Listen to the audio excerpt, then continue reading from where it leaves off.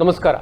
ವಾಸ್ತು ವಾಸ್ತವ ಕಾರ್ಯಕ್ರಮಕ್ಕೆ ಮತ್ತೊಮ್ಮೆ ತಮ್ಮೆಲ್ಲರನ್ನ ಅತ್ಯಂತ ಪ್ರೀತಿಪೂರ್ವಕವಾಗಿ ಸ್ವಾಗತಿಸುತ್ತೇನೆ. ವಾಸ್ತವ್ಯಕ್ಕೆ ವಾಸ್ತು ಬೇಕು, ವಾಸ್ತುವಿನ ವಾಸ್ತವ ಅಂಶಗಳೇನು ಎನ್ನುವುದನ್ನು ತಿಳಿಯಪಡಿಸುವ ಉದ್ದೇಶವೇ ನಮ್ಮ ಈ ಕಾರ್ಯಕ್ರಮದಲ್ಲಿದೆ.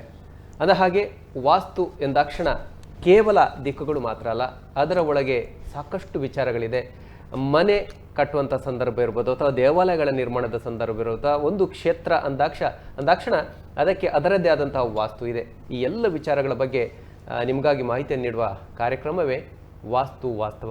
ಇವತ್ತಿನ ಈ ಕಾರ್ಯಕ್ರಮದಲ್ಲಿ ಕೂಡ ಇನ್ನಷ್ಟು ವಿಚಾರಗಳ ಬಗ್ಗೆ ಗುರುಗಳು ಮಾಹಿತಿಯನ್ನು ನೀಡಲಿಕ್ಕಿದ್ದಾರೆ. ಅದಕ್ಕಾಗಿ ನಿಮ್ಮೆಲ್ಲರ ಪರವಾಗಿ ಅಂತಾರಾಷ್ಟ್ರೀಯ ವಾಸ್ತು ತಜ್ಞರಾಗಿರುವಂತಹ ಗುರುಗಳಾದಂಥ ಶ್ರೀಯುತ ಉಮೇಶ್ ಆಚಾರ್ಯ ಅವರನ್ನು ನಿಮ್ಮೆಲ್ಲರ ಪರವಾಗಿ ಮತ್ತು ಸಮಸ್ತ ವೀಕ್ಷಕ ಬಂಧುಗಳ ಪರವಾಗಿ ಗೌರವಪೂರ್ವಕವಾಗಿ ಸ್ವಾಗತಿಸುತ್ತಿದ್ದೇನೆ. ಶ್ರೀ ಗುರುಭ್ಯೋ ನಮಃ. ಗುರುಗಳೇ, ಕಳೆದ ಸಂಚಿಕೆಗಳಲ್ಲಿ 81 ಪದಭಾಗಗಳ ಬಗ್ಗೆ ಮತ್ತು ಅಲ್ಲಿ ನೆಲೆಯಾಗಿರುವಂಥ ದೇವತಾ ಶಕ್ತಿಗಳ ಬಗ್ಗೆ, ಸಾನ್ನಿಧ್ಯಗಳ ಬಗ್ಗೆ ಮಾಹಿತಿಯನ್ನು ನೀಡಿದ್ರಿ. ಇನ್ನು ಮತ್ತೊಂದು ವಿಷಯ ನಮಗೆ ವಾಸ್ತಂದಾಕ್ಷಣ ಬರುವುದು ವೀಥಿ, ಅಥವಾ ನಾವು ಸಾಮಾನ್ಯ ಪರಿಭಾಷೆಯಲ್ಲಿ ಬೀದಿ ಅಂತ ಹೇಳ್ತೇವೆ, ತತ್ಸಮ ತದ್ವ. ಇದರ ಬಗ್ಗೆ ಮಾಹಿತಿಯನ್ನು ಕೊಡಬೇಕಾಗಿದೆ. ಖಂಡಿತ.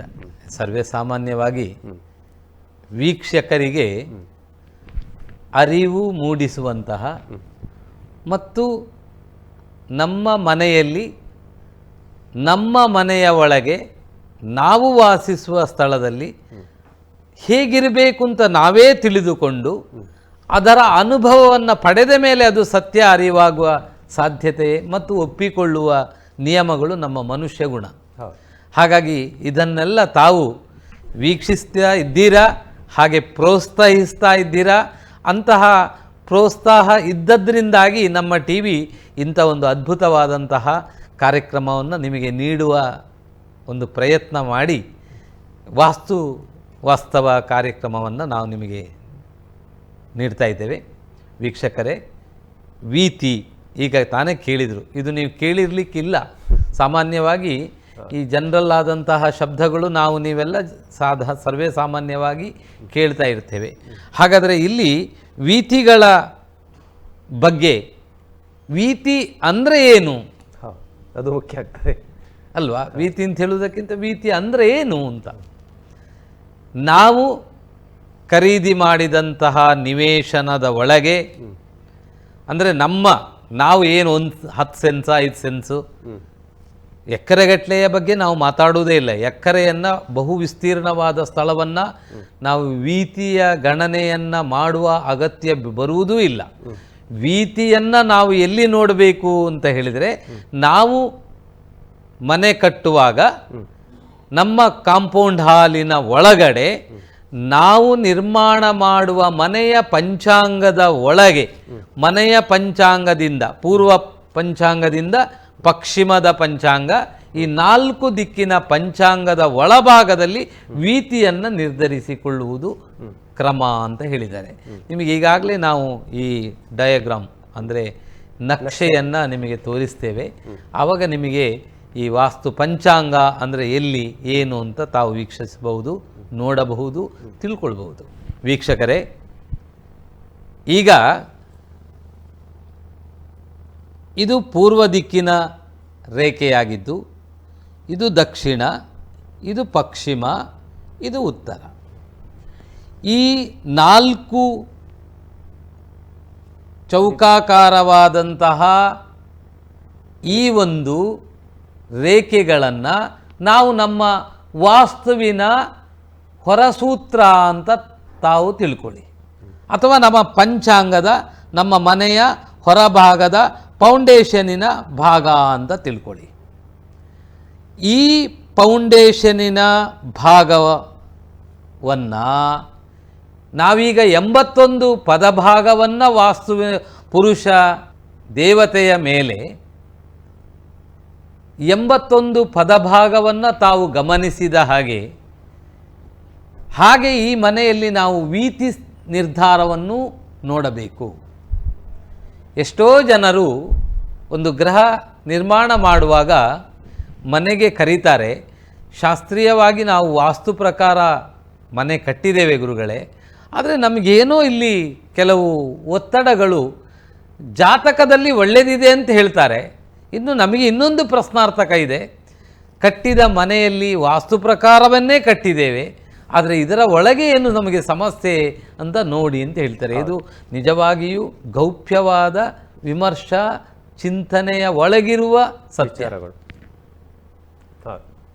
ಹಾಗಾಗಿ ಎಲ್ಲರೂ ಪೂರ್ವದಲ್ಲಿ ನಾವು ಏನು ಮಹಾದ್ವಾರ ಮೇನ್ ಡೋರ್ ಇಡ್ತೇವೆ, ಅಲ್ಲಿ ಸ್ವಲ್ಪ ನಾವು ಅದು ಗೋಡೆಯನ್ನು ಒಳಗೆ ತಗೊಂಡು ಹೋಗಿ ಒಂದು ಸಿಟ್ಔಟ್ ಮಾಡಿ, ಸಿಟ್ಔಟಿನ ಎದುರಿಗೆ ಸ್ಟೆಪ್ಗಳನ್ನಿಟ್ಟು, ನಂತರ ನಾವು ದ್ವಾರದ ಒಳಗೆ ಮಹಾದ್ವಾರ ಅಂದರೆ ಲಿವಿಂಗ್ ಪ್ಲೇಸ್, ಅಂದರೆ ನಾವು ಏನು ಹಾಲಿಗೆ ಎಂಟ್ರಿ ಕೊಡ್ತೇವೆ, ಆ ಎಂಟ್ರಿ ಕೊಡುವ ಸ್ಥಳದಲ್ಲಿ ಈ ವೀತಿಯ ಮಹತ್ವ ಅಧಿಕವಾಗಿರುತ್ತೆ.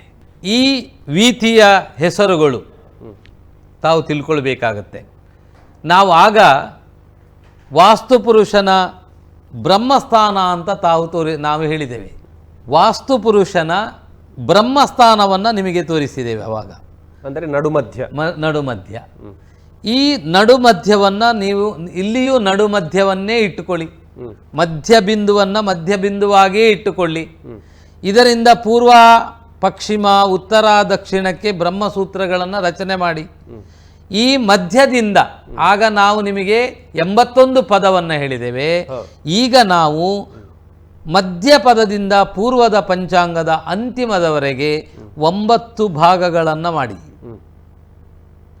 ಅದು ನಿಮ್ಮ ಪಂಚಾಂಗದ ಉದ್ದ, ಈ ಪಂಚಾಂಗದ ಉದ್ದ ಎಷ್ಟು ಬೇಕಾದರೂ ಇರಲಿ, ಅಂದರೆ ಸಮಾಂತರದಲ್ಲಿ ಎಷ್ಟು ಉದ್ದ, ಅದು 20 ಅಡಿ ಇರುತ್ತೋ, 40 ಅಡಿ ಇರುತ್ತೋ, 60 ಅಡಿ ಇರುತ್ತೋ, ಎಷ್ಟು ಬೇಕಾದರೂ ಇರಲಿ, ಅದನ್ನು ನೀವು 9 ಭಾಗ ಮಾಡಿ, ಸಮಭಾಗವಾಗಿ ಮಾಡಬೇಕು. 9 ಭಾಗವಾಗಿ ಸಮಾಂತರವಾಗಿ 9 ಭಾಗವನ್ನು ಮಾಡುವುದು. ಅದಕ್ಕೆ ಪೂರ್ವದಿಂದ ಪ್ರಾರಂಭಗೊಂಡ ನಾವು ಏನು ಪಂಚಾಂಗದ ಪ್ರಪ್ರಥಮವಾದಂತಹ ಏನು ಹೊರ ಗೋಡೆ ಇದೆ ಅಂತ ಹೇಳ್ತೇವೆ, ಅಲ್ಲಿಂದ ನಾವು ಲೆಕ್ಕವನ್ನು ನಿರ್ಧಾರ ಮಾಡಿಕೊಳ್ತಾ ಹೋದಾಗ 1ನೇ ಭಾಗವು ನಮ್ಗೆ 9 ಭಾಗ ಮಾಡಿ ಅಂತ ಹೇಳಿದ್ದೇವೆ. ಆ 1ನೇ ಭಾಗದಲ್ಲಿ ಪಿಸಾಚ ವೀತಿ ಅಂತ ಹೇಳುವ ಒಂದು ವೀತಿ ಪ್ರಾಪ್ತಿ ಆಗುತ್ತೆ.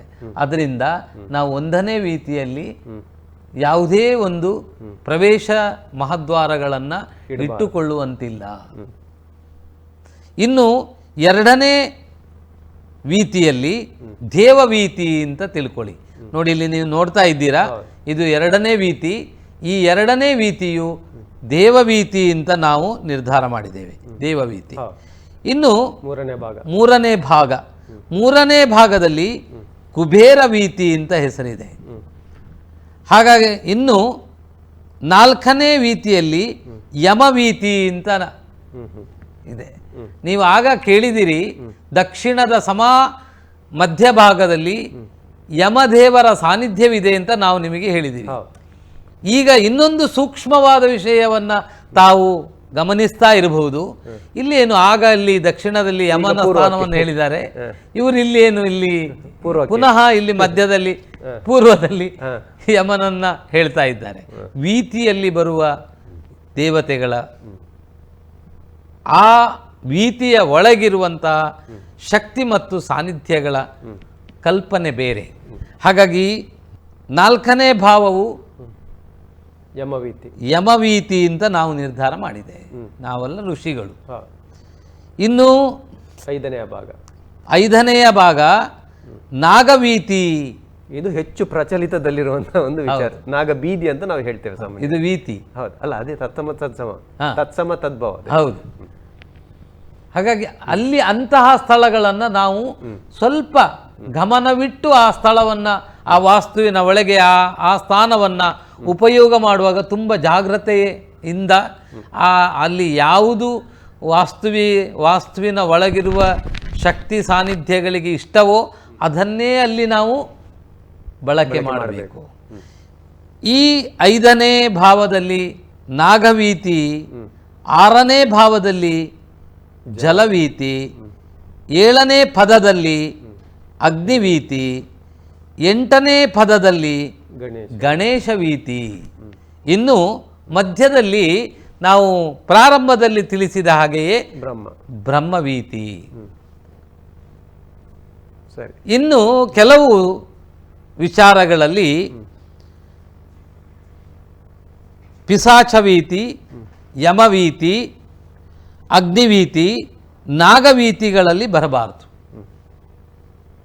ಗುರುಗಳೇ, ಅದರ ಮಧ್ಯೆ ಸಾಮಾನ್ಯವಾಗಿ ಒಂದು ವೈಜ್ಞಾನಿಕವಾಗಿ ಹೇಳುವುದಾದ್ರೆ ಈ ವೀತಿ ಅಥವಾ ಬೀದಿ ಅಂತ ನಾವು ಹೇಳ್ತೇವೆ, ಅಂದ್ರೆ ಜಿಯೋಪ್ಯಾಥಿಕಲ್ ಸ್ಟ್ರೆಸ್ ಅಂತ ಆಂಗ್ಲ ಭಾಷೆಯಲ್ಲಿ ಕರೆಯುತ್ತೆ. ಭೂಮಿಯ ಒಳಗೆ ಒಂದು ರೀತಿಯ ಒತ್ತಡ.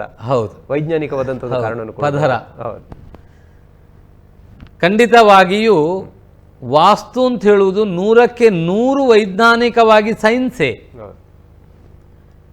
ಋಷಿಗಳು ಪಾರಂಪರೆಯಲ್ಲಿ ವಾಸ್ತು ಹೇಗೆ ಜ್ಯೋತಿಷ್ಯ ಈ ಶಾಸ್ತ್ರಗಳು ನಮಗೆ ದತ್ತವಾಗಿ ಬಂದಿದೆ ಅಂತ ನೀವು ತಿಳ್ಕೊಂಡಿದ್ದೇವೋ, ಆವಾಗ ಋಷಿಗಳು ಕಂಡುಕೊಂಡಂತಹ ಆ ಶಕ್ತಿಗಳ ಆ ಸಾನ್ನಿಧ್ಯಗಳ ವೈಬ್ರೇಷನ್ನ ಮೇಲೆ, ಅಂದರೆ ಆ ಒಂದು ಸಂಕರ್ಷಣ ಒತ್ತಡಗಳಿಗೆ ದೈತ್ಯ ಸುರ ಅಸುರ ಅಂತ ಹೇಳುವ ನಾಮಕರಣವನ್ನು ಇಟ್ಟಿದ್ದಾರೆ. ಹಾಗಾಗಿ ಈ ಒಂದು ವೀತಿಯ ಬಗ್ಗೆ ನೀವು ವಾಸ್ತುಶಾಸ್ತ್ರದ ಒಳಗೆ ವಾಸ್ತು ನಿರ್ಮಾಣ ಮಾಡುವಾಗ ವಾಸ್ತುವಿನ ಪಂಚಾಂಗವನ್ನು ನಾವು ಏನು ನಿರ್ಧರಿಸಿಕೊಳ್ತೇವೆ ಅದರ ಮೇಲೆ ಈ ಭಾವವನ್ನು ತಿಳಿದುಕೊಂಡು ನಾವು ಅದಕ್ಕೆ ಬೇಕಾದಂತಹ ಸ್ಥಾನವನ್ನು ನಿರ್ಧಾರ ಮಾಡಿಕೊಂಡಾಗ ಮಾತ್ರ ನಾವು ಈಗ ಹೇಳಿದಾಗೆ ಗುರುಗಳೇ, ಈಶಾನ್ಯದಲ್ಲಿ ದ್ವಾರ ಇದೆ, ಅಗ್ನಿಯಲ್ಲಿ ಅಗ್ನಿ ಇದೆ, ನೈಋತ್ಯದಲ್ಲಿ ಮಾಸ್ಟರ್ ಬೆಡ್ರೂಮ್ ಇದೆ, ವಾಯುವ್ಯದಲ್ಲಿ ಸ್ಟ್ಯಾರ್ಕೇಸು ಪಶ್ಚಿಮದಲ್ಲಿ ಇದೆ, ಟಾಯ್ಲೆಟ್ ಬಾತ್ರೂಮ್ಗಳು ಸರಿಯಾದ ಸ್ಥಳಗಳಲ್ಲಿಯೇ ಇದೆ, ಆದರೂ ನಮಗೆ ಇಲ್ಲಿ ಸ್ವಲ್ಪ ಸಮಸ್ಯೆಗಳು ಇದೆ. ನೋಡಿ, ಇದು ಸೂಕ್ಷ್ಮವಾದ ವಿಚಾರ. ಇನ್ನು ಹೋದ ತಕ್ಷಣ ನಾವು ನೋಡ್ಲಿಕ್ಕೆ ಆಗುವುದಿಲ್ಲ ಇದನ್ನು. ಯಾವಾಗಲೂ ಒಂದು ವಾಸ್ತುವನ್ನು ವಿಮರ್ಶೆ ಮಾಡಬೇಕಾದ್ರೆ ಕೇವಲ ಅಲ್ಲಿ ಒಂದು ದರ್ಪಣ ಇಡಿ, ಇಲ್ಲೊಂದು ಪಿರಾಮಿಡ್ ಇಡಿ ಅಂತ ಹೇಳಿದಾಗ ಈ ವಾಸ್ತುದೇವತೆಗಳು ಸಂತೃಪ್ತಿಗೊಳ್ಳುವುದಿಲ್ಲ. ಈ ವಾಸ್ತುದೇವತೆಗಳು ಸಂತೃಪ್ತಿಗೊಳ್ಳಬೇಕಾದರೆ ವಾಸ್ತುವಿನ ಆ ದೇವತೆಗಳಿಗೆ ಅನುಗುಣವಾದ ಇಷ್ಟವಾದಂತಹ ಕ್ರಿಯೆಗಳನ್ನು ಆ ಸ್ಥಳದಲ್ಲಿ ಮಾಡಿದಾಗ ಮಾತ್ರ ಸಂತೃಪ್ತರಾಗ್ತಾರೆ. ಅದಲ್ಲದೆ ಗೃಹ ಪ್ರವೇಶ, ನಾವು ಮನೆ ಒಳಗೆ ಹೋದ ತಕ್ಷಣವೇ ನಮಗೆ ಆ ಮನೆಯ ಉದ್ದ ಅಗಲದ ಪ್ರಮಾಣ, ಅಂದರೆ ಎಷ್ಟು ಫೀಟ್ ಉದ್ದ ಇದೆ, ಎಷ್ಟು ಫೀಟ್ ಎಷ್ಟು ಇಂಚು ಇದೆ, ಆವಾಗ ನಾವು ಈ ರೀತಿ 9, 9, 18 ಭಾಗಗಳನ್ನು ಮಾಡಿ ಆ ಭಾಗಗಳನ್ನು ಆ ವ್ಯಕ್ತಿಯ ಮನೆಯ ಪಂಚಾಂಗದ ಮೇಲೆ ನಿಖರವಾಗಿ ಮಾರ್ಕ್ಗಳನ್ನು ಮಾಡಿ ಆ ಮಾರ್ಕುಗಳನ್ನು ನೋಡಿಕೊಂಡು ನಾವು ಈ ವೀತಿಯನ್ನು ಕಂಡುಹಿಡಿಯಬೇಕಾದ ಒಂದು ನಿಯಮ ಇದು. ಮಧ್ಯೆ ನನ್ನದೊಂದು ಸಣ್ಣ ಸಂದೇಹ ಗುರುಗಳು, ಅದು ಕೇವಲ ಬ್ರಹ್ಮಸ್ಥಾನದಿಂದ ಪೂರ್ವ ದಿಕ್ಕಿಗೆ ಮಾತ್ರ ಆ ವೀತಿಗಳಿದೆಯಾ ಅಥವಾ 4 ಸ್ಥಳಗಳಿದೆ? ನೋಡಿ, ಈ ನಾವು 9 ಅಂತ ಏನು ಭಾಗಗಳನ್ನು ಮಾಡಿ ಹೇಳಿದ್ದೇವೆ, ಅದೇ ಮಧ್ಯದಲ್ಲಿ ಬ್ರಹ್ಮಸೂತ್ರದಿಂದ ಬ್ರಹ್ಮಸ್ಥಾನದಿಂದ ಅದು ಪೂರ್ವಕ್ಕೂ 9 ಭಾಗ, ದಕ್ಷಿಣಕ್ಕೆ 9 ಭಾಗ, ಪಶ್ಚಿಮಕ್ಕೆ 9 ಭಾಗ, ಉತ್ತರಕ್ಕೆ 9 ಭಾಗ. ಹಾಗಾಗಿ ಪೂರ್ವ ಮತ್ತು ಪಶ್ಚಿಮವನ್ನ ಸೇರಿಸಿದಾಗ 9 + 9 18 ಆಯ್ತು. ಅದೇ ಪ್ರಕಾರವಾಗಿ ಪೂರ್ವದಲ್ಲಿ ಪ್ರಥಮವಾದ ವೀತಿಯಲ್ಲಿ ಏನು ಪಿಸಾಚ ವೀತಿ ಅಂತ ಇದೆಯೋ ಹಾಗೆ ಅದು ನಾವು ನಿಮಗೆ ಏನು ಈ ಚಿತ್ರಣದಲ್ಲಿ ತೋರಿಸಿದ ಹಾಗೆ ಈ ಎಲ್ಲವೂ ಒಂದು ಭಾಗವು ಈ ರೀತಿಯಾಗಿ ಪಾಲನ್ನ ಮಾಡಿ ಚಿತ್ರಣವನ್ನು ರಚಿಸಬೇಕಾಗಿದೆ. ಹಾಗೆಯೇ ನಮಗೆ ಈ ಒಂದು ಭಾಗದಲ್ಲಿ ನಾವು ಅದನ್ನು ತಿಳಿದುಕೊಳ್ಳಬೇಕು. ಪಿಸಾಚವೀತಿ, ದೇವವೀತಿ, ಕುಬೇರವೀತಿ, ಯಮವೀತಿ, ನಾಗವೀತಿ, ಜಲವೀತಿ, ಅಗ್ನಿವೀತಿ, ಗಣೇಶ 4 ದಿಕ್ಕಿನಲ್ಲಿ ಅನ್ನೋದು ಪೂರ್ವದಲ್ಲಿ ಮಾತ್ರ ಅಲ್ಲ, ಉತ್ತರದಲ್ಲೂ ಇದೆ, ದಕ್ಷಿಣದಲ್ಲೂ ಇದೆ, ಪಶ್ಚಿಮದಲ್ಲೂ ಇದೆ. ನಿಮ್ಮ ನಿಜವಾದ ತಿಳಿದುಕೊಳ್ಳುವವರಿಗೆ ಕನ್ಫ್ಯೂಸ್ ಆದಂಥ ವಿಷಯ ನೀವು ಕೇಳ್ತಾ ಇದ್ದೀರಿ. ಖಂಡಿತವಾಗಿ ಅದು ಸತ್ಯವೇ. ಪ್ರತಿಯೊಂದು ಈ ಪ್ರಥಮವಾದಂತಹ ಒಂದು ವೀತಿಯು ಅದು ಪಿಸಾಚ ವೀತಿಯೇ ಆಗಿರುತ್ತದೆ. ಹಾಗಾಗಿ ಅದನ್ನು ನಾವು ಪ್ರವೇಶ ದ್ವಾರಗಳನ್ನು ಇಟ್ಟುಕೊಳ್ಳುವಾಗಲೋ ಅಥವಾ ನಾವು ಏನು ಪ್ರಾಸಾದ ಮಂಟಪದಲ್ಲಿ ನಾವು ಕಟ್ಟುವ ಗೋಡೆಗಳು ಉಪಯೋಗಿಸುವ ವಿಚಾರಗಳನ್ನು ನಾವು ಅದಕ್ಕೆ ಮೌಲ್ಯ, ಅದರ ಫಲವನ್ನು ಅನುಭವಿಸುವ ಕ್ರಮವನ್ನು ತಿಳ್ಕೊಂಡಿರಬೇಕು. ಆವಾಗ ವಾಸ್ತುವಿನಲ್ಲಿ ನಮಗೆ ಅನುಭವ ನಿಖರವಾದ, ನಮ್ಮ ಅದೃಷ್ಟದಲ್ಲಿಯೇ ನಾವು ಒಳ್ಳೆಯದಾದದ್ದಲ್ಲ, ಗ್ರಹಚಾರ ಮತ್ತು ಗೃಹಚಾರ ಈ ಎರಡರ ಬೇರೆ ಬೇರೆ ಅನುಭವಗಳನ್ನು ನಾವು ತಿಳಿದುಕೊಂಡು ಮುಂದುವರಿಸಿದಾಗ ಅದರ ಸಂತೃಪ್ತತೆಯು ವಾಸ್ತು ವಿನ್ಯಾಸದಲ್ಲಿ ನಮಗೆ ಸಿಗುವ ಫಲ. ವೀಕ್ಷಕರೇ, ವಾಸ್ತುಶಾಸ್ತ್ರದಲ್ಲಿ ವೀಥಿ ಅಥವಾ ಬೀದಿಗಳ ಬಗ್ಗೆ ಸಾಕಷ್ಟು ಮಾಹಿತಿಯನ್ನು ಗುರುಗಳು ನಮಗಾಗಿ ನೀಡಿದ್ದಾರೆ. ಇನ್ನಷ್ಟು ವಿಚಾರಗಳಿದೆ, ಇನ್ನಷ್ಟು ಬೇರೆ ಬೇರೆ ಸಂಗತಿಗಳ ಬಗ್ಗೆ ಕೂಡ ಗಮನ ಹರಿಸಲಿಕ್ಕಿದೆ. ಅದರ ಮಧ್ಯೆ ಒಂದು ಪುಟ್ಟ ವಾಸ್ತವ ಕಾರ್ಯಕ್ರಮಕ್ಕೆ ಮತ್ತೊಮ್ಮೆ ತಮ್ಮನ್ನ ಪ್ರೀತಿಯಿಂದ ಸ್ವಾಗತಿಸುತ್ತೇನೆ. ಗುರುಗಳೇ, ಈ ಸಾಮಾನ್ಯವಾಗಿ ನಾವು ವಾಸ್ತುಶಾಸ್ತ್ರ ಅಂದಾಗ ಅಲ್ಲಿ ಕುತ್ತುಗಳ ಬಗ್ಗೆ ನಾವು ಪ್ರಸ್ತಾವ ಮಾಡ್ತೇವೆ. ಏನಿದು ಕುತ್ತು? ಮತ್ತು ಇವತ್ತಿನ ಈ ಒಂದು ಕಾಲಘಟ್ಟದಲ್ಲಿ ಬಹುತೇಕ ಮನೆಗಳಿಗೆ ರಸ್ತೆ, ಬೇರೆ ಬೇರೆ ವಿಚಾರಗಳಿದೆ. ಇದು ವಾಸ್ತುಶಾಸ್ತ್ರಕ್ಕೆ ಏನಾದರೂ ಪ್ರಭಾವನ ಬೀರಿದೆಯಾ? ಪ್ರಭಾವ ಬೀರಿದೆಯಾ? ಅಲ್ಲ. ಈಗ ನೀವು ಕೇಳಿದ ವಿಷಯವು ಜನ ಬಳಕೆಯಲ್ಲಿ ಹೆಚ್ಚು ಜನರು ಇದನ್ನು ವಾಸ್ತುವಿನ ಬಗ್ಗೆ, ಕುತ್ತುವಿನ ಬಗ್ಗೆ ತಿಳಿಯದೇ ಇದ್ರು ಕುತ್ತು ಇದೆ ಅಂತ ಹೇಳಿ ಸ್ಥಳವನ್ನು, ಎಷ್ಟೋ ನಿವೇಶನವನ್ನು ಕೈ ಬಿಟ್ಟಂಥದ್ದು ನನಗೆ ಅನುಭವದಲ್ಲಿದೆ. ಇದು ಸಾಮಾನ್ಯವಾಗಿ ನಗರ ಪ್ರದೇಶಗಳಲ್ಲಿ ಜಾಸ್ತಿಯಾಗಿ ಈ ಸಮಸ್ಯೆಗಳು, ಈ ಕುತ್ತು ಅಂತ ಹೇಳುವ ಶಬ್ದಗಳು ತುಂಬ ಜನ ಬಳಕೆ ಮಾಡ್ತಾ ಇದ್ದಾರೆ ನಗರ ವ್ಯಾಪ್ತಿ ಪ್ರದೇಶಗಳಲ್ಲಿ. ಅಥವಾ ನಾವು ಏನು ಈ ಲೇಔಟ್ಗಳು ಅಂತ ಏನು ಹೇಳ್ತೇವೆ ನೋಡಿ, ಈ ಒಂದು 2 ಎಕರೆ 1 ಎಕರೆ ತಗೊಂಡು ಈ ಒಂದು 5 ಸೆನ್ಸ್ 6 ಸೆನ್ಸ್ 3 ಸೆನ್ಸ್ 10 ಸೆನ್ಸ್ ಜಾಗೆಗಳನ್ನು ಏನು ನಾವು ನಿವೇಶನವಾಗಿ ಮಾಡ್ತಾರೆ, ಅಂಥ ಸ್ಥಳಗಳಲ್ಲಿ ಈ ನೀವು ಹೇಳಿದ ಈ ಕುತ್ತು ತುಂಬ ಜನರ ಜನವಾಡಿಕೆಯ ಮಾತಾಗಿದೆ, ಚರ್ಚೆಯ ವಿಷಯವಾಗಿದೆ. ಹಾಗಾದ್ರೆ ಏನಿದು ಕುತ್ತು? ಕುತ್ತುಗಳಲ್ಲಿ ಎಷ್ಟು ವಿಭಾಗದ ಕುತ್ತಿದೆ ವೀಕ್ಷಕರೇ? ನಾವು ನೀವೆಲ್ಲ ಒಂದು ತಿಳ್ಕೊಳ್ಬೇಕು, ಎಷ್ಟು ವಿಭಾಗದ ಕುತ್ತಿದೆ, ದಿಕ್ಕೆಷ್ಟಿದೆ, ಒಟ್ಟು ದಿಕ್ಕು ಎಷ್ಟಿದೆ? ಸರಿ, 8 ದಿಕ್ಕುಗಳಿದೆ. ಇನ್ನು ನಾವು ಹೇಳಿದ್ದೇವೆ ಪುನಃ ಅದಕ್ಕೆ 8 ಸೇರಿಸಿ ಅಂತ, 16 ದಿಕ್ಕುಗಳು ಅಂತ ಇದೆ. ನೇರವಾಗಿ ಗಮನಾರ್ಧವಾಗಿ ಸರಿಯಾಗಿ ನಾವು ತಿಳಿದುಕೊಳ್ಳಬೇಕಾದದ್ದು 16 ರೀತಿಯ ಕುತ್ತುಗಳಿದೆ ಅಂತ ನಾವು ತಿಳ್ಕೊಳ್ಬೇಕು. 16 ದಿಕ್ಕುಗಳು. ಹಾಗಾದ್ರೆ ಈ ಕುತ್ತು ಅಂದ್ರೆ ಏನು? ಇವತ್ತು ನಾವು ಅದನ್ನು ಫಸ್ಟಿಗೆ ತಿಳ್ಕೊಳ್ಳುವ, ಮತ್ತೆ ಅದರ ಬಗ್ಗೆ ವಿಮರ್ಶೆ ಮಾಡುವ. ಹಾಗಾದ್ರೆ ನಾವು ಹೇಳಿದ್ದೇವೆ ಲೇಔಟ್ಗಳು ಅಂತ ಹೇಳಿದ್ದೇವೆ. ಲೇಔಟ್ ಒಂದು 5 ಎಕರೆ ಜಾಗೇನೋ 2 ಎಕರೆನ ತಕೊಂಡು 1.5 ಎಕರೆ ಇದ್ರೆ ಸಾಕು. ಈಗ ಲೇಔಟು ಬಿಲ್ಡರ್ ಮತ್ತೆ ಡೆವಲಪರ್ಸ್ ಅಂತ ಹೇಳುವುದರಲ್ಲಿ ಈ ತುಂಬ ಜನಪ್ರಿಯವಾಗಿಯೂ ಸಂಪತ್ತಿನಲ್ಲಿಯೂ ಅತಿ ಉನ್ನತ ಮಟ್ಟ. ಯಾಕೆಂತ ಹೇಳಿದ್ರೆ ಇಲ್ಲಿ ಯಾವುದೇ ಸರ್ಕಾರದ ನಿಬಂಧನೆಗಳಿಲ್ಲ. ಸರ್ಕಾರವು ಏನು ರಸ್ತೆ ಎಷ್ಟಾಗಲೇಬೇಕು, ಅಲ್ಲಿ ಏನೆಲ್ಲ ಸವಲತ್ತುಗಳು ಬೇಕು, ಇದಕ್ಕೆ ಪ್ರಾಧಾನ್ಯತೆ ಕೊಟ್ಟು ಮಾಡಿದರೆ ಮುಗಿತು, ಅವರು ಅದಕ್ಕೆ ನಿರ್ಧರಿಸಿಕೊಳ್ತಾರೆ. ಆದರೆ ಕುತ್ತು ಅಂತ ಹೇಳುವುದು ದಿಕ್ಕಿಗೇನೆ ಹೀಗಿರಬೇಕು, ಪೂರ್ವ ಪಶ್ಚಿಮವೇ ರಸ್ತೆ ಹೇಗಿರಬೇಕು, ಇದೆಲ್ಲ ಇಲ್ಲ. ಈಗ ಸಿಕ್ಕಿದಂತಹ ಜಾಗೆಗಳು ನವೀನವರೇ ಯಾವುದೋ ನಾರ್ತ್ ಈಸ್ಟ್ ಉದ್ದವಾಗಿಯೋ, ಆಗ್ನೇಯ ಬೆಳೆದುಕೊಂಡಿರುವಂಥದ್ದು, ನೈಋತ್ಯವು ಬೆಳೆದುಕೊಂಡಿರುವಂಥದ್ದು, ಹಾಗೆ ಯಾವುದೇ ಚೌಕಾಕಾರದ ಜಾಗೆಗಳು ಈಗ ಎಕರೆಗಟ್ಟಲೆ ಖರೀದಿ ಮಾಡಲಿಕ್ಕೆ ಸಿಗುತ್ತೋ ನಗರ ವ್ಯಾಪ್ತಿ ಪ್ರದೇಶದಲ್ಲಿ? ಇಲ್ಲ. ಖಂಡಿತ. ಹಾಗಾಗಿ ಸ್ಥಳಕ್ಕನುಗುಣವಾಗಿ ರಸ್ತೆಯನ್ನ ಮಾಡಲೇಬೇಕಾಗುತ್ತೆ, ಅನಿವಾರ್ಯ. ಇದು ನಾವು ಯಾವುದೋ ಒಂದು ವ್ಯಕ್ತಿ ಅವನ ಸ್ವಾರ್ಥವೋ ಅವನ ಸಂಪತ್ತು ಅಂತ ಹೇಳುವುದಲ್ಲ, ಆ ಸ್ಥಳದಲ್ಲಿ ಅದೇ ರೀತಿ ಮಾಡಬೇಕಾಗತ್ತೆ. ಮಾಡ್ತಾರೆ. ಮಾಡಿದ ಮೇಲೆ ನಮ್ಮಂಥವರನ್ನ ಕರೀತಾರೆ ಅಥವಾ ಶಾಸ್ತ್ರಜ್ಞರನ್ನ ಕರೀತಾರೆ, ಆವಾಗ ನಮಗೆ ಅದರ ಅರಿವಾಗುವುದು. ಹಾಗಾಗಿ ಋಣಾನುಬಂಧ ರೂಪೇಣ ಪಶು ಪತ್ನಿ ಸುತಾಲಯ. ಹಾಗಾಗಿ ನಮ್ಮಲ್ಲಿ ಏನೇ ಇದ್ರೂ ನಾವು ಪಡೆದುಕೊಳ್ಳುವ ಭೂಮಿಯು ನಮಗೆ ಋಣದಿಂದಲೇ ಬರುವಂಥದ್ದು. ಆವಾಗ ನೀವು ತಿಳ್ಕೊಳ್ಬೇಕಾದ ಒಂದು ವಿಚಾರ ಇದೆ. ನಾವು ತಿಳ್ಕೊಳ್ಬೇಕಾಗಿದೆ, ಪ್ರಥಮವಾಗಿ ಒಂದು ನಕ್ಷೆಯನ್ನು ನೋಡಬೇಕು. ನಾವು ಏನು ಅಂತ ಹೇಳಿದರೆ, ಇದೊಂದು 5 ಎಕರೆಯೋ ಅಥವಾ ಒಂದು 50 ಸೆಂಟ್ ಜಾಗೇನೋ ಅಂತ ತಿಳ್ಕೊಳ್ಳಿ. ಈ ಎಲ್ಲವೂ ಇದು ರೋಡು, ಇದು ಈ ಕಡೆಯಿಂದ ಬಂದ ರೋಡು, ಇದು ಈ ಕಡೆ ಹೋಗುವ ದಾರಿ, ಇದು ಹಾಗೆ, ಇದು ಹೀಗೆ ಹೋಗುವ ದಾರಿ.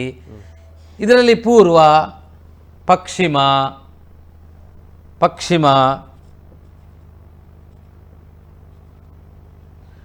ಉತ್ತರ, ದಕ್ಷಿಣ. ದಕ್ಷಿಣ ಅಂತ ನಾವು ದಿಕ್ಕುಗಳನ್ನು ನಿರ್ಧಾರ ಮಾಡುವ.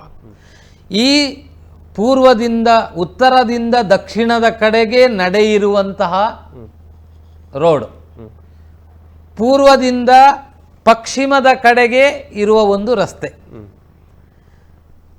ಈ ಉತ್ತರದಿಂದ ದಕ್ಷಿಣದ ಕಡೆಗೆ ಇರುವ ದಾರಿ. ನೋಡಿ, ಈ ನಿವೇಶನಕ್ಕೆ ಎಲ್ಲಿ ನಮ್ಮ ನಿವೇಶನದ ಬೇರೆ ರಸ್ತೆಗಳು ಬಂದು ಸೇರುವ ಸ್ಥಾನವನ್ನ ಕುತ್ತು ಅಂತ ಹೇಳ್ತಾರೆ. ಈಗ ಉದಾಹರಣೆಯನ್ನು ತಗೊಂಡ್ರೆ, ಇಷ್ಟು ದೊಡ್ಡ ಸ್ಥಳದಲ್ಲಿ ನಾವು ನಮ್ಮ ಒಂದು 10 ಸೆಂಟ್ ಜಾಗ ತಗೊಂಡಿದ್ದೇವೆ ಅಂತ ತಗೊಳ್ಳಿ. ಇದಕ್ಕೆ ಇದು ಪೂರ್ವವಾಗುತ್ತೆ, ಇದು ಪಶ್ಚಿಮ ಆಗುತ್ತೆ, ಇದನ್ನ 4 ಭಾಗವನ್ನು ಮಾಡಿ. ಈ 4 ಭಾಗವನ್ನು ಮಾಡಿದರೆ ಇದು ನೀವು ಇಷ್ಟೊತ್ತು ತಿಳ್ಕೊಂಡಿದ್ದೇವೆ, ಇದು ಇನ್ನೊಮ್ಮೆ ಹೇಳಿ, ಬ್ರಹ್ಮಸ್ಥಾನ. ಇದು ಪೂರ್ವ, ದಕ್ಷಿಣ, ಪಶ್ಚಿಮ, ಉತ್ತರ. ಈ ನಿವೇಶನಕ್ಕೆ ಇದು ಟೋಟಲ್ 1 ಎಕರೆ ಜಾಗ ಇದೆ, 50 ಸೆಂಟ್ ಇದೆ. ಅದೆಲ್ಲ ನಾವು ಕಲ್ಪನೆ ಮಾಡಿಕೊಳ್ಳಿ ಅಷ್ಟೇ. ನಾವು ತೆಗೆದುಕೊಂಡ ಈ ಭೂಮಿಗೆ ಇಲ್ಲಿ ಒಂದು ರಸ್ತೆ ಇದೆ, ಇಲ್ಲಿ ಒಂದು ರಸ್ತೆ ಇದೆ ಅಲ್ವಾ? ಹಾಗಾದ್ರೆ 3 ದಿಕ್ಕಿನಲ್ಲಿಯೂ ರಸ್ತೆ ಇದ್ದು, ಪುನಃ ಈ ನಮ್ಮ ಎದುರಿನ ದಕ್ಷಿಣದ ರಸ್ತೆಗೆ ಇಲ್ಲಿ ಒಂದು ರಸ್ತೆ ಬಂದು ಸೇರ್ತಾ ಇದೆ, ಇಲ್ಲಿ ಒಂದು ರಸ್ತೆ ಬಂದು ಸೇರ್ತಾ ಇದೆ. ನೋಡಿ, ಈ ನಮ್ಮ ನಿವೇಶನದಲ್ಲಿ ನಮ್ಮ ನಿವೇಶನಗೆ ತಾಗಿಕೊಂಡು ಹೋಗುವ ಈ ದಾರಿ ಅಥವಾ ಈ ರಸ್ತೆ ಅಥವಾ ಈ ರೋಡಿಗೆ ಅದು ದೋಷವಿಲ್ಲ, ಹೋಗಲೇಬೇಕು, ರೋಡ್ ಇರಲೇಬೇಕು. ಈ ಸ್ಥಾನಕ್ಕೂ ದೋಷವಿಲ್ಲ, ಇದು ರಸ್ತೆ ಇರಲೇಬೇಕು. ಇದು ದಕ್ಷಿಣ ನಿವೇಶನವೂ ಹೌದು, ಪೂರ್ವ ನಿವೇಶನ ಮತ್ತು ಪಶ್ಚಿಮ ನಿವೇಶನ. ಈ ರೀತಿಯಾಗಿ ನಮ್ಮ ಸ್ಥಳದಲ್ಲಿ ಈ 3 ದಿಕ್ಕಿನಲ್ಲಿ 4 ದಿಕ್ಕಿನಲ್ಲಿ ಹೀಗೆ ಹೋಗುವಂತಹ ದಾರಿ ಅಥವಾ ರೋಡು, ಇದಕ್ಕೆ ಕುತ್ತು ಅಂತ ಹೇಳುವುದಿಲ್ಲ. ಈ ನಮ್ಮ ನಿವೇಶನದ ಒಳಗೆ ಬೇರೆ ದಿಕ್ಕಿನಿಂದ, ಇದು ಪೂರ್ವ ದಿಕ್ಕಿನಿಂದ ಬಂದು ಸೇರುವಂತಹ ರಸ್ತೆ, ಇದಕ್ಕೆ ಸಮ ನಮ್ಮ ನಿವೇಶನದ ಮಧ್ಯಭಾಗದಲ್ಲಿಯೇ ಇದೆ. ಹಾಗಾದ್ರೆ ಇಂದ್ರ ಭಾಗದ ಕುತ್ತು, ಇದಕ್ಕೆ ಏನು ಹೇಳ್ತಾರೆ? ಇಂದ್ರ ಭಾಗದ ಕುತ್ತು. ಇಂದ್ರ ಅಂದ್ರೆ ನಿಮಗೆ ಆಗ ಕೇಳಿದಿರಿ, ಪೂರ್ವದ ಅಧಿಪತಿ, ಇದು ಪೂರ್ವ ದಿಕ್ಕು, ಹಾಗೆ ಇದು ಸೂರ್ಯ ದಿಕ್ಕು, ಈ ಸೂರ್ಯ ಕುತ್ತು ಅಂತ. ನಾವು ಕುತ್ತು ಅಂತ ಹೇಳಿದ್ರೆ ದೋಷ ಅಂತ ತಿಳ್ಕೊಳ್ಬೇಡಿ, ಅದಕ್ಕೆ ಒಂದು ಹೆಸರದು, ನಾಮಕರಣ ಅದರದು. ಹಾಗೆ ಇಲ್ಲಿ ಇನ್ನೊಂದಿದೆ ನೋಡಿ, ಇದಕ್ಕೆ ನಾವು ಈಗ ಹೇಳಿದ್ದೇವೆ, ಇದು ದಕ್ಷಿಣ, ಇದು ದಕ್ಷಿಣ ನೈಋತ್ಯ, ಇದು ದಕ್ಷಿಣ ನೈಋತ್ಯ. ಇದು ದಕ್ಷಿಣ ನೈಋತ್ಯದ ಕುತ್ತು. ಈ ದಕ್ಷಿಣ ನೈಋತ್ಯ ನಮ್ಮ ನಿವೇಶನದ ಈ 4 ವಿಭಜನೆ ಮಾಡಿದಾಗ ಈ ಮಧ್ಯಭಾಗದಲ್ಲಿ ಒಂದು ಬಂದು ಸೇರಿದೆ ರೋಡು. ಹಾಗಾದ್ರೆ ಈ ರೋಡು ಈ ನಮ್ಮ ಸೈಟಿಗೆ ದಕ್ಷಿಣ ನೈಋತ್ಯ, ನೈಋತ್ಯ ಅಂದ್ರೆ ಈ ಮೂಲೆ, ದಕ್ಷಿಣ ಅಂದ್ರೆ ಈ ಮೂಲೆ, ಈ ಪಾಯಿಂಟ್ ಅನ್ನ ದಕ್ಷಿಣ ಅಂತ ಹೇಳ್ತಾರೆ, ಇದು ದಕ್ಷಿಣ ನೈಋತ್ಯ ಅಂತ ಹೇಳ್ತಾರೆ. ಇದರ ಮಧ್ಯಕ್ಕೆ ದಕ್ಷಿಣ ನೈಋತ್ಯ. ಹಾಗಾದ್ರೆ ದಕ್ಷಿಣ ನೈಋತ್ಯದ ಪಾಯಿಂಟ್ ಅಲ್ಲಿ ಈ ರೋಡ್ ಬಂದು ಸಂಧಿಸಿದೆ. ಈ ಸಂಧಿಸಿದಂತಹ ರೋಡಿಗೆ ದಕ್ಷಿಣ ನೈಋತ್ಯ ಕುತ್ತು. ಹಾಗಾದರೆ ಈ ಕುತ್ತು 16 ಹೆಸರಿರುವಂತಹ ದಿಕ್ಕುಗಳಿದ್ದರಿಂದ 16 ಹೆಸರಿರುವ ಕುತ್ತುಗಳು ಅಂತ ಹೇಳ್ಬೋದು. ಈ 16ರಲ್ಲಿ ಯಾವ ಕುತ್ತು ಉತ್ತಮವಾಗಿರುತ್ತೆ, ಯಾವ ಕುತ್ತು ದೋಷಪ್ರದವಾಗಿರುತ್ತೆ, ಯಾವ ಕುತ್ತು ಮಧ್ಯಮ ಫಲದಾಯಕವಾಗಿರುತ್ತೆ, ಯಾವ ಕುತ್ತು ಅತಿ ಅನಿಷ್ಟಪ್ರದವಾದ ಫಲವನ್ನು ಸೂಚಿಸುತ್ತೆ. ಅಂದ್ರೆ ಗುರುಗಳಲ್ಲಿ ಕುತ್ತು ಅಂದಾಕ್ಷಣ ನಾವು ಸಾಮಾನ್ಯವಾಗಿ ವಾಡಿಕೆಯಲ್ಲಿ ಬರುತ್ತೆ, ಪ್ರಾಣಕ್ಕೆ ಕುತ್ತು ಬಂತು ಅಂದ್ರೆ ಕಷ್ಟ ಅಲ್ಲ, ಎಲ್ಲವೂ ಅಲ್ಲ. ಇಲ್ಲಿ ನಮ್ಮ ನಿವೇಶನಗೆ ಮತ್ತೊಂದು ರಸ್ತೆ ಬಂದು ಸೇರುವ ಒಂದು ನಿಯಮಕ್ಕೆ, ಆ ಸೇರುವಂತಹ ವಿಚಾರಕ್ಕೆ ಇಟ್ಟ ಹೆಸರು. ಈಗ ನಾನು ಹೇಳಿದ್ದೇನೆ, ಈ ರಸ್ತೆ ಬಂದು ಸೇರುವುದು. ಈಗ ಈ ಸೈಟಿಗೆ ಈ ರಸ್ತೆಯ ಕುತ್ತು ಇದೆ. ಕುತ್ತು ಅಂದ್ರೆ ನೇರವಾಗಿ ಹೋಗಿ ತಾಗುವಿಕೆ, ನಾವೀಗ ಏನು ಹೇಳ್ತೇವೆ ನೋಡಿ, ಈ ನೇರವಾಗಿ ಹೋಗಿ ನಮ್ಮ ಸ್ಥಳವನ್ನ ಸಂಧಿಸುವಿಕೆ. ಕುತ್ತು ಹೇಳಿದ್ರೆ ಇದರ ಒಳಗೆ ಹೊಕ್ಕುವಿಕೆ. ನೋಡಿ, ಪೂರ್ವದಿಂದ ಬಂದು ಇದರ ನಮ್ಮ ಸೈಟಿನ ಒಳಗೆ ಈ ಒಂದು ನಿವೇಶನದ ಒಳಗೆ ಅದು ಬಂದು ಸೇರುವಿಕೆ, ಇದು ಕುತ್ತು. ಸರಿ, ಬಹುಶಃ ಈ 16 ಕುತ್ತುಗಳ ಬಗ್ಗೆ ತಾವೇ ಹೇಳಿದಾಗ ಅದರಲ್ಲಿ ಕೆಲವು ಕುತ್ತುಗಳು ಬಹಳ ಒಳ್ಳೆಯದು, ಕೆಲವು ನಿಕೃಷ್ಟ ಅಂತ ಹೇಳಿದ್ರಿ, ಕೆಲವು ಅನಿಷ್ಟ, ಕೆಲವು ಅತಿ ಶ್ರೇಷ್ಠ. ಆ ಎಲ್ಲ ಕುತ್ತುಗಳ ಬಗ್ಗೆ ವಿಚಾರ ಮಾಡೋಣ. ಬಹುಶಃ ಇವತ್ತಿನ ಸಂಚಿಕೆಯಿಂದ ನಿರ್ಗಮಿಸುವಂತಹ ಸಮಯ ಬರ್ತಾ ಇದೆ. ಹಾಗಾಗಿ ಮುಂದಿನ ಸಂಚಿಕೆಯಲ್ಲಿ ಆ ಬಗ್ಗೆ ನಾವು ಚರ್ಚೆಯನ್ನು ಮಾಡೋಣ, ಒಂದಷ್ಟು ಮಾಹಿತಿಗಳನ್ನು ಕೇಳೋಣ. ವೀಕ್ಷಕರೇ, ಸಾಕಷ್ಟು ವಿಚಾರಗಳು ನಿಮ್ಮ ಮನಸ್ಸಿನ ಅಂಗಳದಲ್ಲಿ ಕೂಡ ಈಗಾಗಲೇ ಉದ್ಭವಿಸಿರ್ಬೋದು. ವಾಸ್ತುವಿನ ಬಗ್ಗೆ ಇನ್ನಷ್ಟು ಮಾಹಿತಿಗಳು ಬೇಕು. ಹಾಗೊಂದು ವೇಳೆ ಅನಿಸಿದ್ರೆ ಅವರನ್ನು ನೇರವಾಗಿ ಭೇಟಿ ಮಾಡ್ಬೋದು. ಅದಕ್ಕಾಗಿ ಅವರ ವಿಳಾಸವನ್ನು ಇದೀಗ ಟಿವಿ ಪರದೆ ಮೇಲೆ ನಾವು ನೀಡ್ತಾ ಇದ್ದೇವೆ.